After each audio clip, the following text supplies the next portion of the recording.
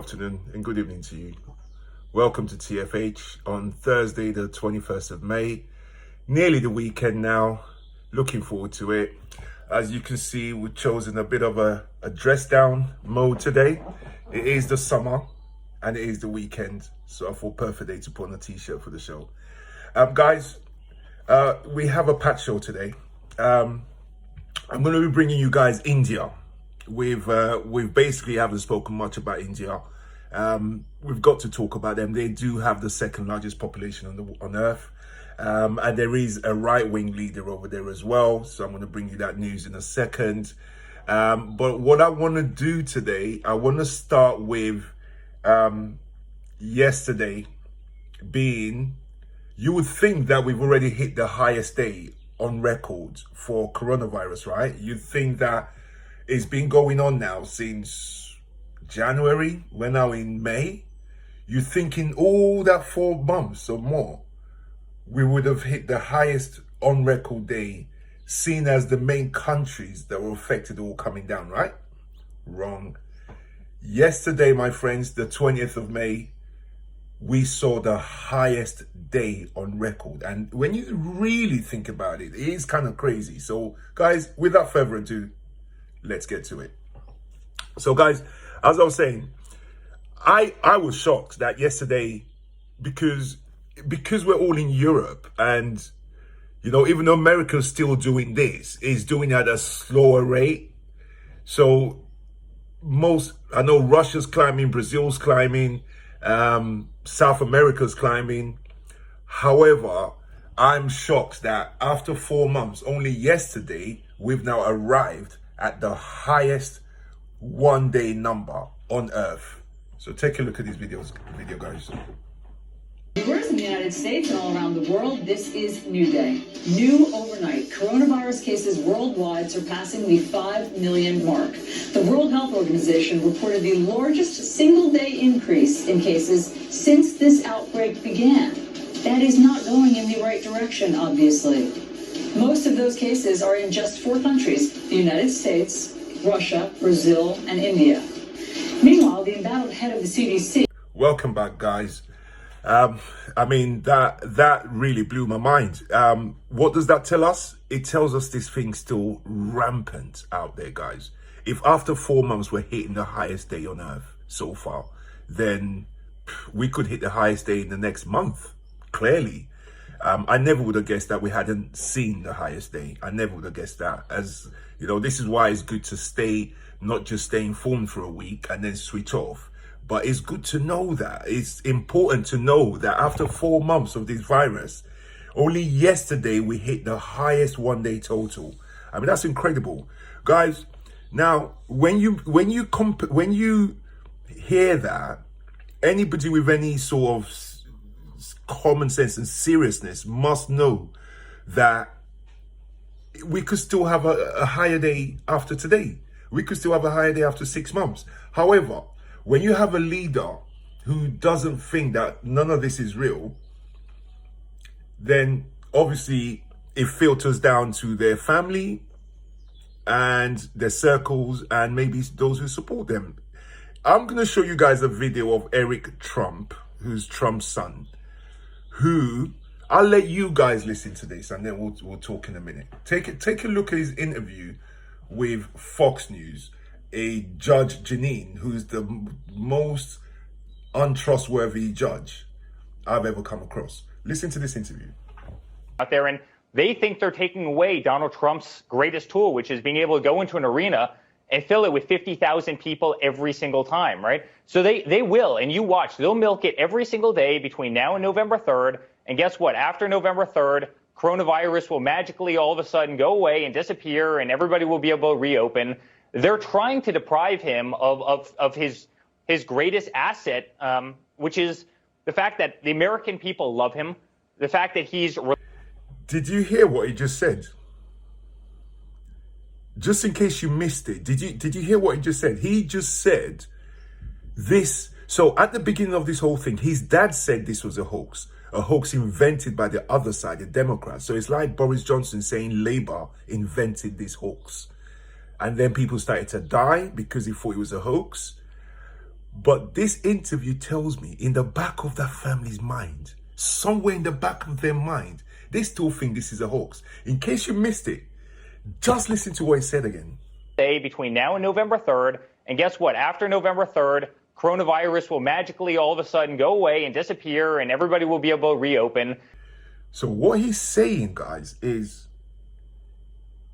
they're keeping the coronavirus going in America to stop my dad, Donald Trump, from campaigning. They know that's his strength. They know when he campaigns, he gets 50,000 people out. Watch, they're going to keep this going all the way till election day. And then after the day of the election, there will be no more coronavirus. So America's still being led by a family that think this is a conspiracy against them. And these are the masters of conspiracy theories. These are the masters of fake news. That's how sick our world has got now, where the masters of fake news are calling the real news fake. So much so, we got so many people now confused what's real to what's fake. I just thought I'd let you guys know that somewhere out there, there are still people in charge of lives. I mean, this guy's an employer. There are still people in charge of lives who still think this is a hoax. Guys, let's go on to my next video, which is India. Now, let me give you guys a little bit of an insight with India. India has Prime Minister Modi in power now. I think he's just won his second term. So he's had a whole full term of 4 or 5 years. I'm not sure what their terms are over there fully. And this is his second term. I think he won this second term last year, middle or early last year or mid-year, somewhere around there. He's right-wing as they come as well. To be honest, like, he was a revelation to me that India, I know India has left and right, but I didn't think you can be right, extreme right, like the Trumps and the Borises and the Bolsonaros. But I guess if Bolsonaro can be extreme right, so can an Indian government be extreme right. But Modi is another one of those right-wing nuts, guys, that I feature on my show regularly. Now, Modi recently, you see, when they are extreme right, you see, extreme right hate all people of immigrants and whatnot, anyone who doesn't look like them, white supremacists and that sort of thing. Modi, his extreme right is on the religious side of things. So he hates Muslims as opposed to their Hindu. The only problem is they got nearly 200 million Muslims in the country. So that's near enough taking the UK's 65 million and multiplying it by 3.5 times. Is the Muslims in that country alone. And as you know, that's enough to make up a country on its own. So really, the Muslims can break away and form a whole nation, and they'll still be 200 million strong. So their right-wing extremism is against Islam over there. And you think you guys are the only ones with fake news.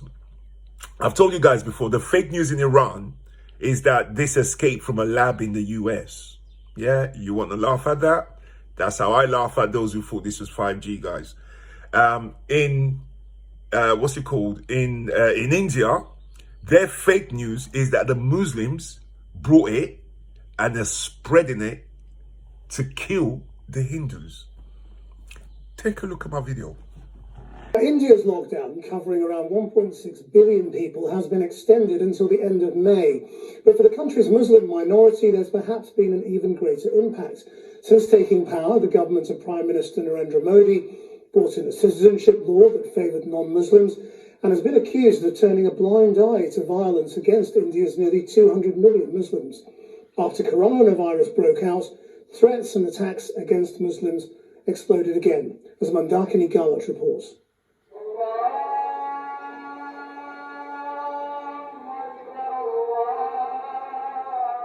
In Prime Minister Modi's India, times are tougher than ever before for the country's 180 million Muslims. It all goes back to a religious gathering in New Delhi that took place 10 days before the lockdown was announced. Over 8,000 worshippers attended the congregation at the Markaz Mosque. and nearly 4,300 cases are now linked to this cluster. Online, tweets with the hashtags COVID Jihad and Corona Jihad appeared over 300,000 times. Right-wing media outlets scrambled to capitalize on the anti-Muslim mood. The Modi government should initiate draconian steps, unforgiving steps to teach groups like the Markaz a lesson. Make them pay. Only a few days later, 22-year-old Mehboob Ali was attacked by a Hindu mob on the outskirts of the capital. He was returning from the Markaz Mosque.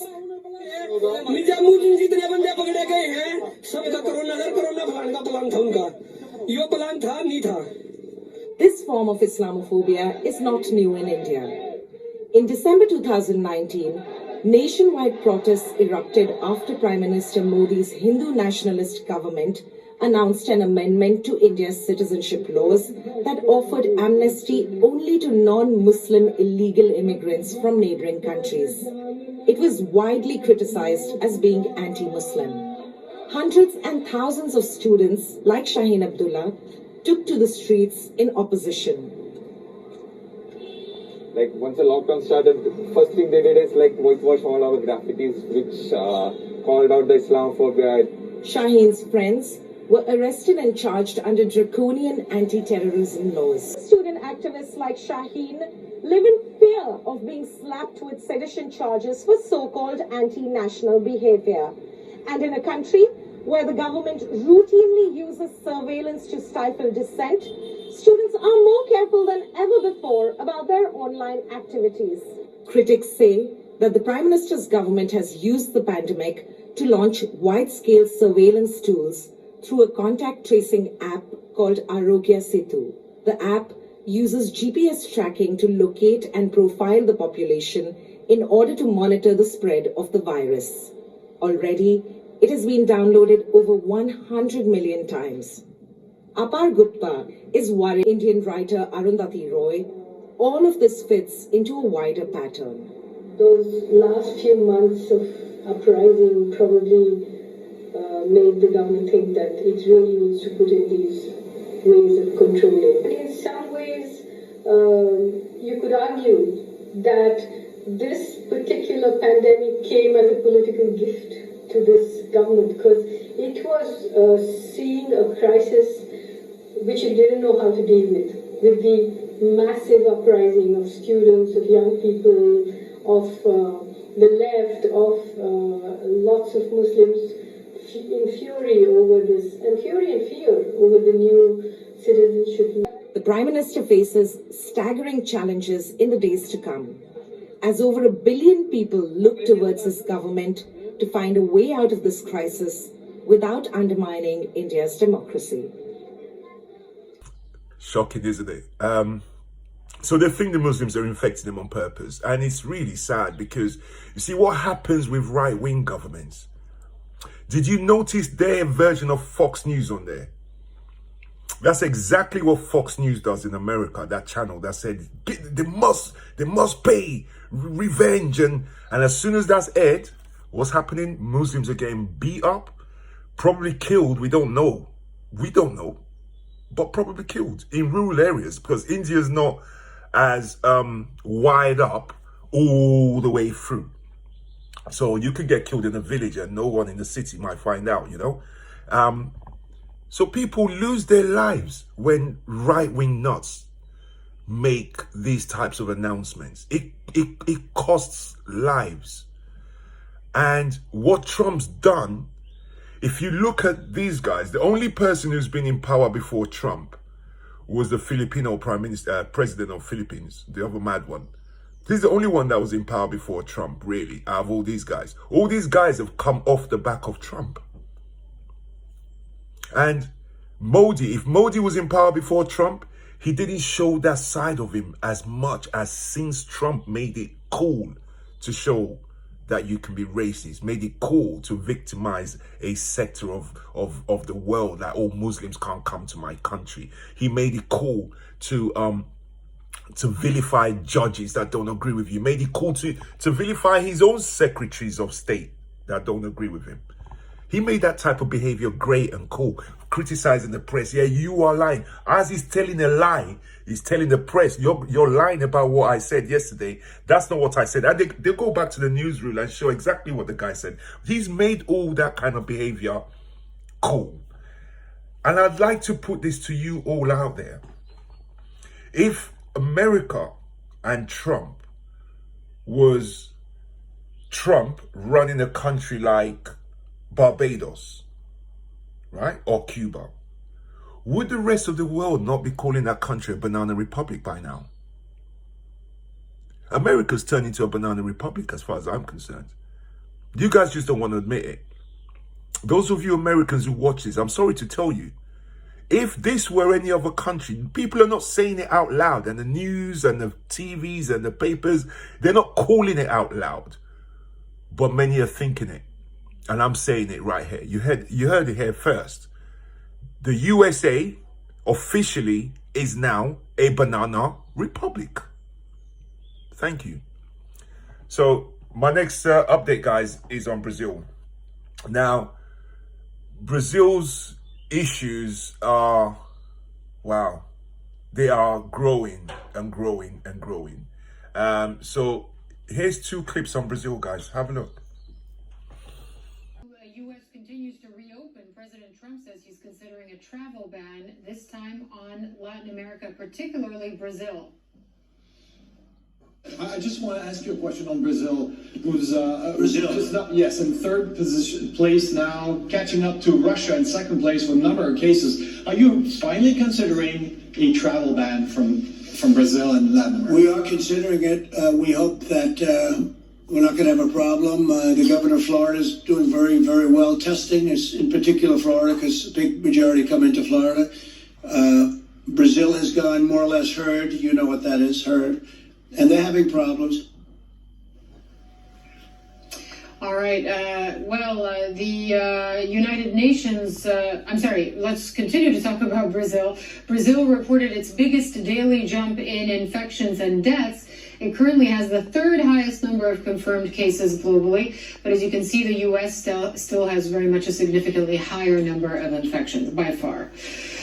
Now let's talk about now has the 3rd highest number of confirmed cases in the world, following the U.S. and Russia. On Monday alone, the country reported 647 deaths and more than 13,000 new cases in just 24 hours. The death toll for Brazil is up to nearly 17,000 people. That is more deaths than any other Latin American country. Shasta Darlington is in Sao Paulo, Brazil, with more on the situation there, and also a president who doesn't seem to be taking this seriously at all. Shasta just holding big rallies and not practicing social distancing.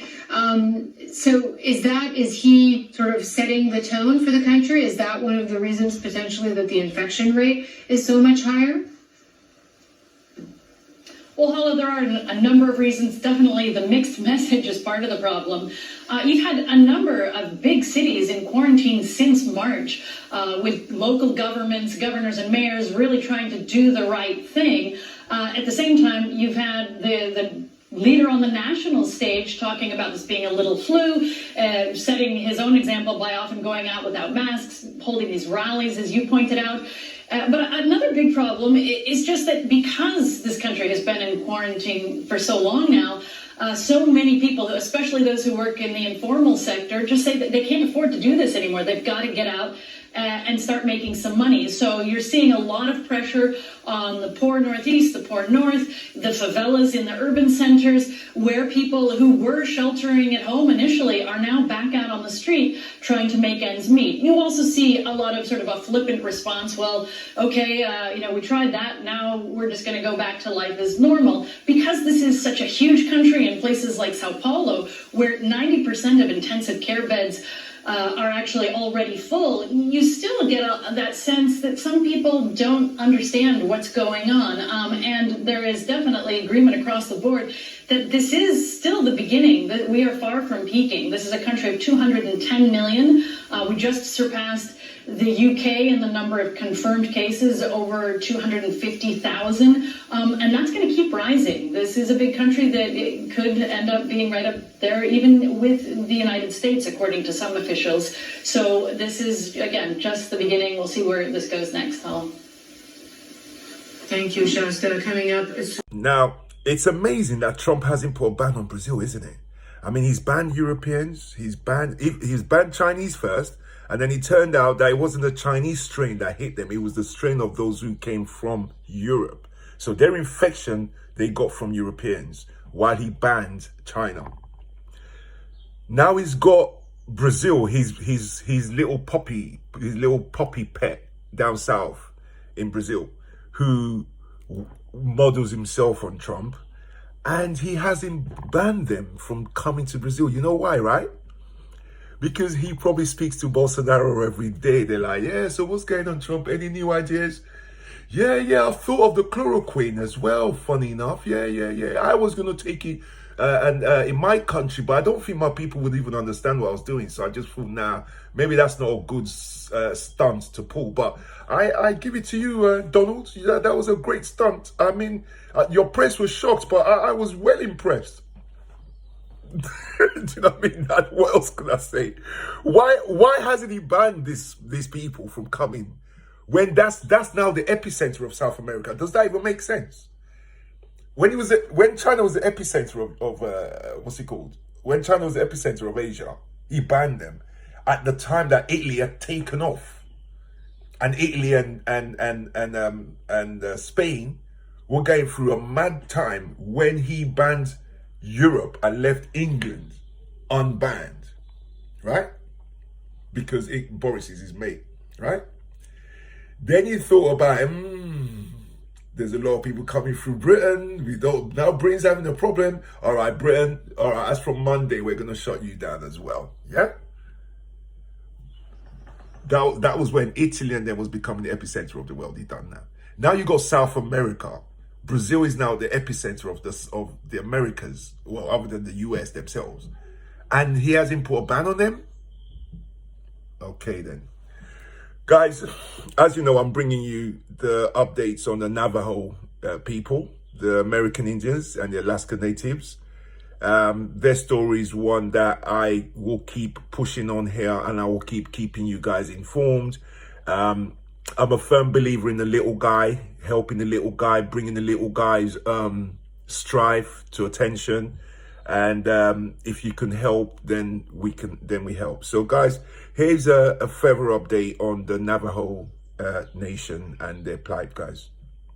Is ravaging the Native American community, especially the Navajo Nation, which has the highest infection rate per capita in the entire U.S. With 69 additional cases reported Monday, the Navajo Nation now has more than 4,000 cases. The virus has killed at least 142 people in the community. Limited access to health care, cramped living conditions, and a lack of running water in many places have contributed to the devastating impact. CNN's Sarah Sino reports now from Arizona.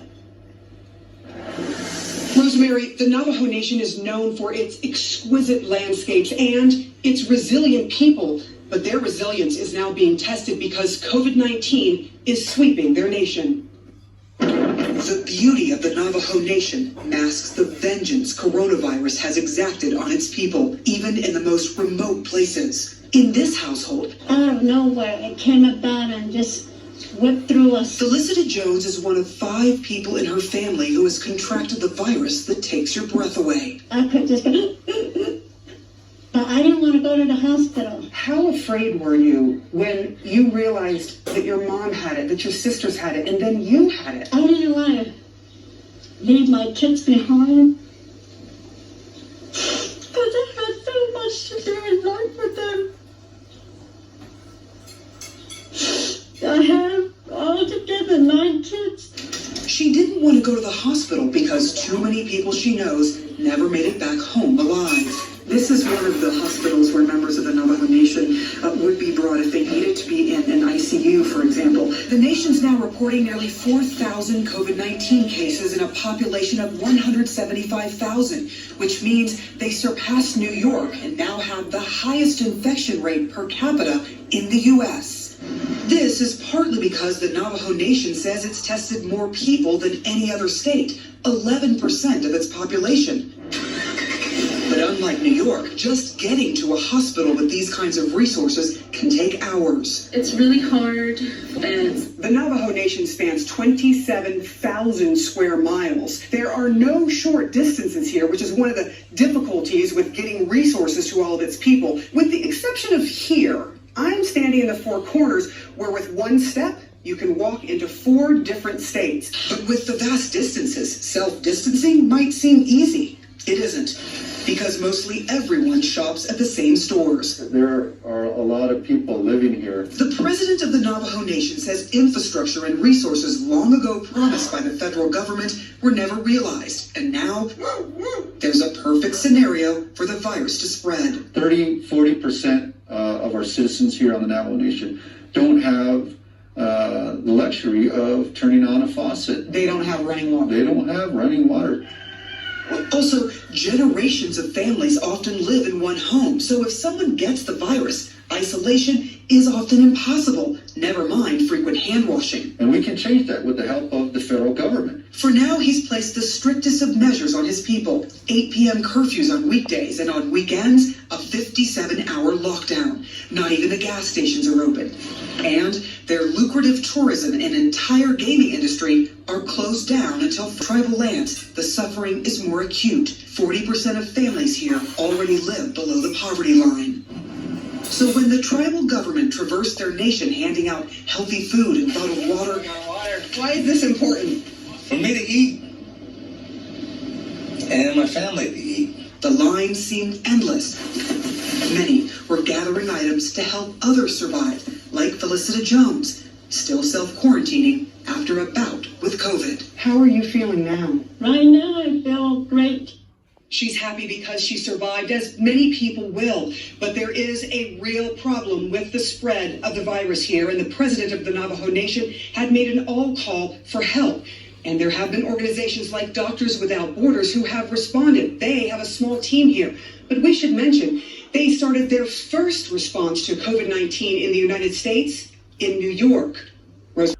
Welcome back, guys. I don't know what to say. They have now surpassed New York as the epicenter of America. Obviously, that's per capita, because I think there's like 200,000 of them, something like that. So if you take the number of American Indians that there is and their infection, and those who have died and they have been infected, they are now per capita the highest rates of infection. So my fingers are crossed for them, because they are trying their best. The other hotspot, guys, now, if you notice my focus, we'll remember that we started off with about 7 countries, I do believe it was.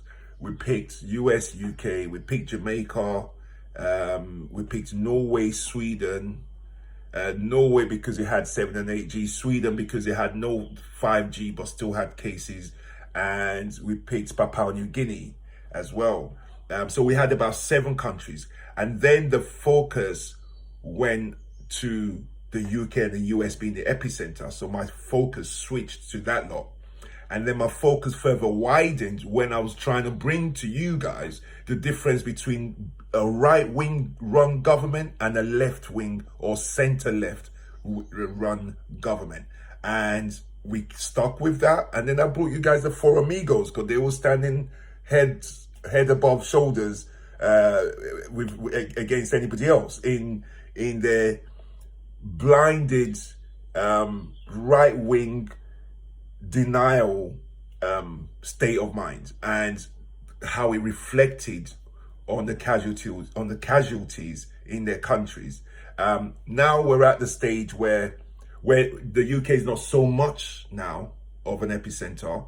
The epicenter is in the US now, Brazil, Russia, okay? Now India as well is picking up. But also, I did tell you guys the other day that naturally Africa's the next big blow up. However, let me say a quick footnote, something that I thought about in terms of Africa.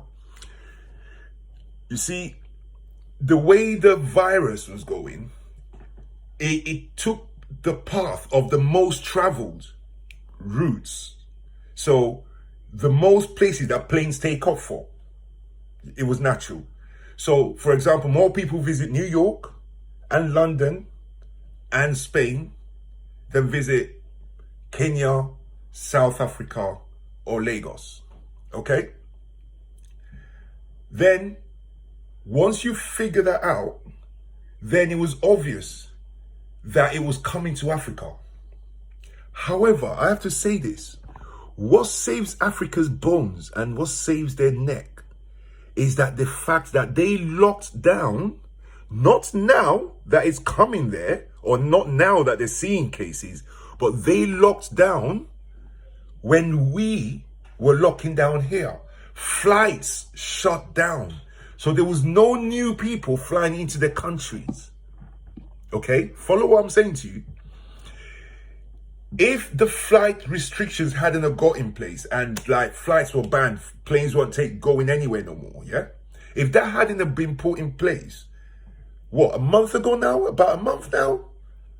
Hold on, end of March we went on lockdown. So flights have been put a stop to for a good 6-7 weeks. Think of all the people who would have traveled to Africa in that 6-7 weeks. Think of all the visitors that South Africa would have had, Nigerians going back and forth about the daily business, going back to China to buy goods or London to buy goods, picking it up and flying back, all the people on the plane being infected. Think of all that infection that would have taken place if the flights hadn't been put a stop to 6 weeks ago. Then add on top of that they didn't wait to start seeing cases to lock down. They locked down then. That means that all of the people that would have mingled at the beginning of this infection didn't mingle. So if you were infected a few weeks ago and you was asymptomatic, so you didn't have symptoms, that lockdown has stopped you transferring it to other people who would have shown symptoms. Does that make sense? Right? So I think that's the little key that might save Africa, if you really think about it. Because if the flights hadn't got stopped, if they waited like we did to start to see the cases to start locking down, it's now they would have been locking down. So all of the people that were asymptomatic, that picked it up or whatever, would have been passing it around for these past 6 weeks. So in the back of my head, as much as I can see Africa is next, remember I've told you here first, when you recalculate and you are informed enough to pick all these bits of real, true information and put it all together, my gut instinct tells me, yes, it's their time because of the natural progression of things. However, because of those things I've just said, I don't think it's going to be as bad as South America. I really don't. All right. So here's an update on Africa, guys. Take a look. Saying tens of millions of Africans could become destitute because of the pandemic. This comes one day after the World Bank program said that 60 million people around the world could be forced into extreme poverty. The coronavirus has reached all 54 African countries now. The highest number of cases is in South Africa, with more than 16,000 infected. CNN's David McKenzie joins us now with more. Thankfully, though, the numbers across Africa are still much lower than numbers across Europe. I mean, there are various reasons for that. Potentially, it could be that the population is younger, or it could be that Africa has not reached the phase of the COVID pandemic that other parts of the world have. Well, that's right. I think one other reason, Hala, is that many countries in Africa did act more swiftly, possibly because on virtue of the connectedness relatively of the continent, the pandemic came here later than parts of Europe, certainly, and the Americas. So the governments acted swiftly, and that also has had an effect. So I think it's both a positive reaction by African governments and also just a timing issue that worked in Africa's favor, many countries in Africa. You do mention those alarming numbers from the UN. I think the World Bank number, in a way, is more instructive at this point. Certainly, many countries in Africa are facing the exact same issues faced by many other parts of the world, that people are losing their jobs, that industries like tourism and the service industry are being hammered, and those people are being furloughed or out of jobs entirely. And so what the World Bank is doing, and the IFC is trying to bring in emergency funding into the governments, in the case of the World Bank, and businesses, in the case of the IFC, to try and hold over these countries that might not have the social safety net that more developed nations have. We haven't seen, Hala, the levels of hunger and desperation that were predicted initially by the UN yet. It could be that as this progresses, we could see that. But at this stage, it hasn't materialized. And recently, the World Health Organization has said that Africa might see individual hotspots, but not necessarily the devastating sweep of the pandemic that some earlier predicted. We just don't know 100% at this stage. Hala? Okay, David McKenzie, thanks. Welcome back, guys. Right, I've got one last video to bring to you guys, and it's further good news to some. Some might think, ugh, I'm not going to take it. I don't care who it is. Others might think it's not good news. It's not bad news. I just want to know what's going on so I can stay informed. This is what I'm bringing, why I'm bringing these bits of information to you guys. So for 3 days on the bounce now, guys, I've brought you guys Innova, which, oh yeah, I apologize. I called them the wrong name yesterday, by the way. So I need to correct myself on that. As we do on this show, on this platform, whenever we make a mistake, we'll come out and we'll tell you. So I called them Novio yesterday. They're Innovio. That's the name of the company, okay? Innovio.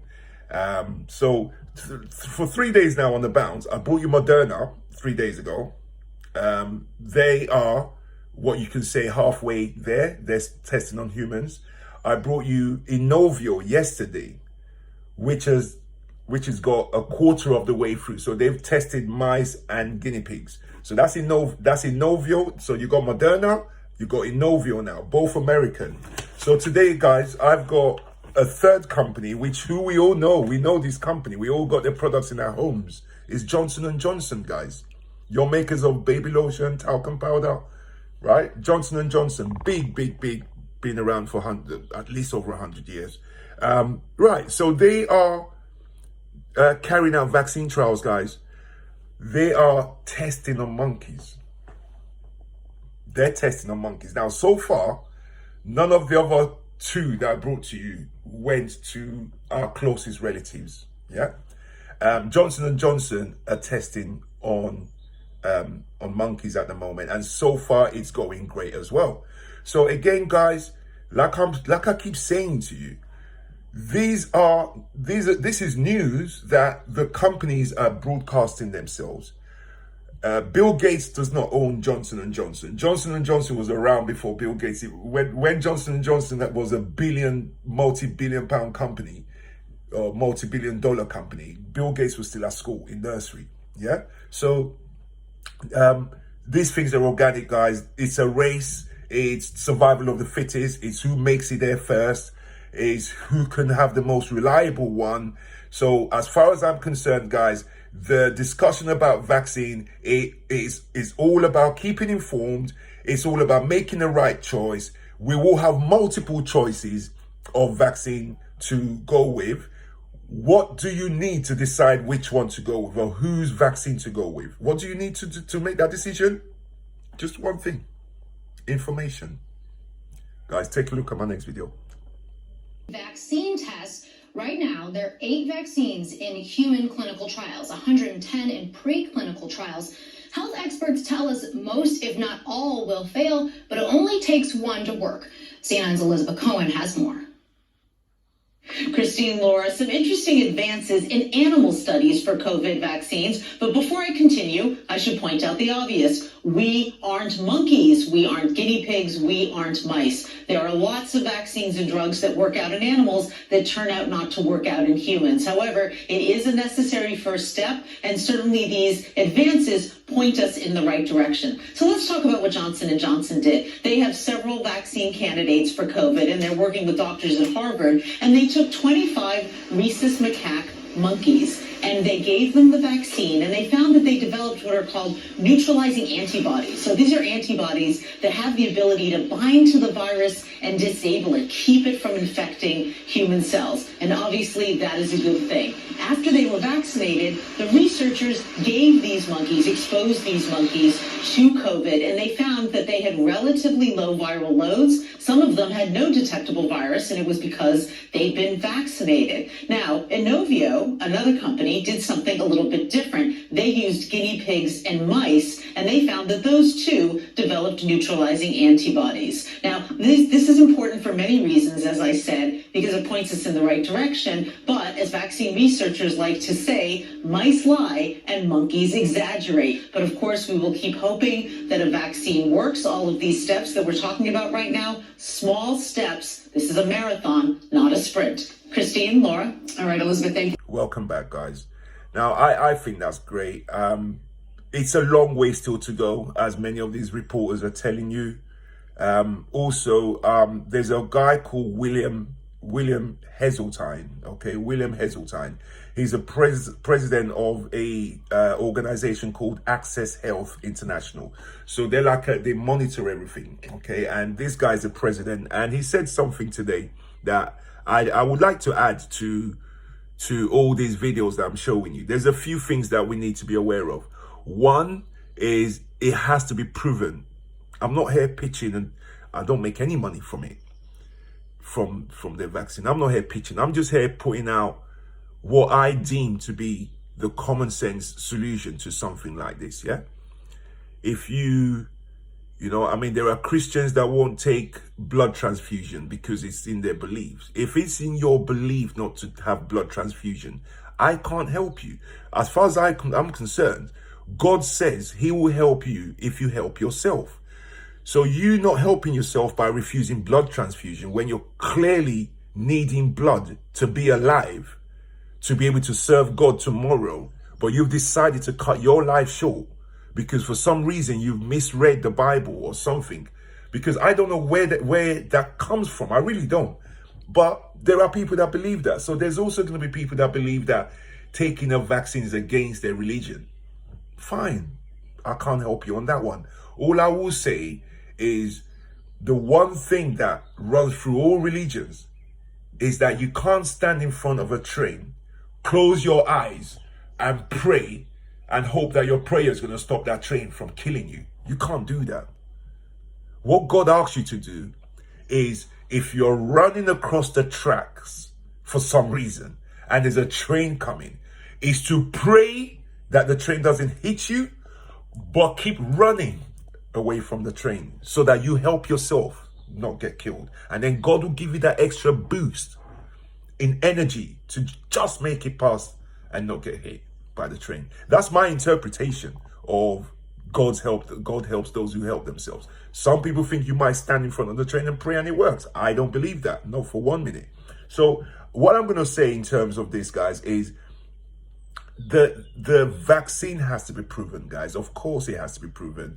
There is one other category of people that this gentleman, William Heseltine, pointed out, and that's the elderly. Because they need to test it on all demographics. They need to test it on all age groups. At the moment, it looks like it's healthy people that are being tested, right? So as these tests progress, guys, I'll be bringing you guys the news on here as well. All right. So guys, it's Thursday. I've come to the end of my show today. Please remember to subscribe. It's so important. I'll tell you what, I am trying to hit 100 subscribers by the end of the month. Today is the 21st, I beg your pardon. Today's the 21st. So I've got what we made. So I've got basically 10 days, guys, and I need your help to get me from 56, I think I'm at, to get me from 56 to 100 by the end of the month. Can you help me with that? Take care, guys, and I'll see you guys tomorrow for the last video. Bye-bye.